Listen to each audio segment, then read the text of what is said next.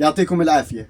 مثل ما ورجيناكم بالفيديوهات السابقة، المشروبات الرمضانية الباردة الطبيعية اللي بنوفر لكم المواد الخام الأولية إلها، مثل التمر الهندي والأرجسوس والقمر الدين والكركديه السوداني والنيجيري.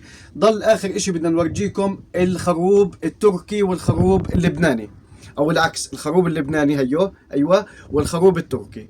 طبعا كل نوع له زبونه، فوفرنا لكم النوعين وكل نوع له جوته. مثلا الخروب التركي في زباين ما بيقبلوا نوع الا يكون تركي، هيك خلاص متعودين على الطعم التركي، بيحكوا انه في له طعم مميز ومتعودين عليه. واللبناني له زبونه كمان. طبعا وفرنا الاثنين عشان ما حدش يحكي لنا ليش ما جبت النوع الفلاني. زي ما حكينا لكم عن موضوع الكركديه، الكركديه هسه برد اورجيكم اياه. الفرق للمره الثانيه بين الكركديه النيجيري والسوداني، بس بهدول النوعين بالتحديد الاجود السوداني، بس السوداني كمياته قليله في السوق، مش الكل موجود عنده السوداني. السوداني بعطيك لون قوي وحلو زائد طعم بجنن. واخر اشي واهم اشي الاسانسات التكميليه لمشروب الكركديه، اللي هو اكتر الناس بيطلبوها، اللي هي التوت والفراوله.